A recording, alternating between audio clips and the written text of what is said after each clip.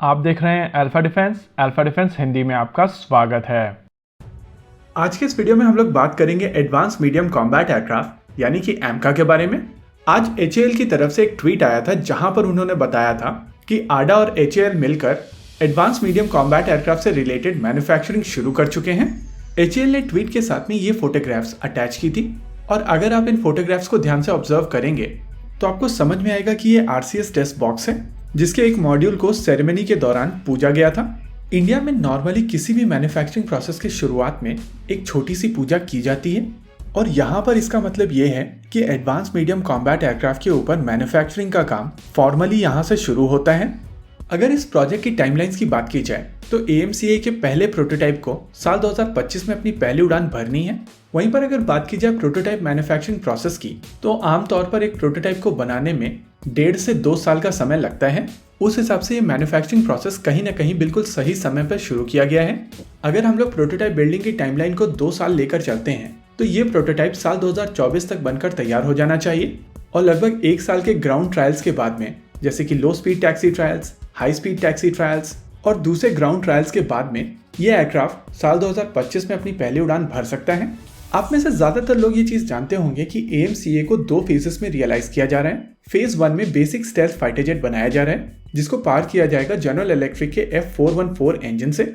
इस एयरक्राफ्ट में वो सभी फीचर्स होंगे जो नॉर्मली एक 5th जनरेशन फाइटर एयरक्राफ्ट में होते हैं, जैसे कि इंटरनल वेपन्स पे unified electronic warfare sweet, radar absorbent material की कोटिंग और स्टेल्थ को ध्यान में रखते हुए sensor placement. AMCA mark 1 2 modes में काम करने में सक्षम होगा। पहला स्टेल्थ मोड, जहां पर ये वेपन्स अपने इंटरनल वेपन्स बे में कैरी करेगा और इस मोड में इस एयरक्राफ्ट का रेडार क्रॉस सेक्शन एरिया बहुत कम होगा, यानी कि इस मोड में इसको रेडार पर पकड़ना बहुत मुश्किल होगा। वहीं पर दूसरा मोड होगा बीस्ट मोड, यहाँ पर ये एयरक्राफ्ट हेवी वेपनरी कैरी करने में सक्षम होगा और ये वेपन्स एयरक्राफ्ट के बाहर कैरी किए जाएंगे।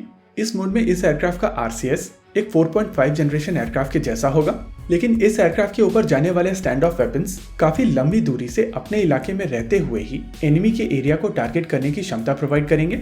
वहीं पर अगर बात की जाए एएमसीए मार्क 2 की तो ये लगभग 6th जनरेशन का फाइटर जेट होगा। इस एयरक्राफ्ट में कई नई टेक्नोलॉजीज को ऐड किया जाएगा, जैसे कि man machine teeming, directed energy weapon systems.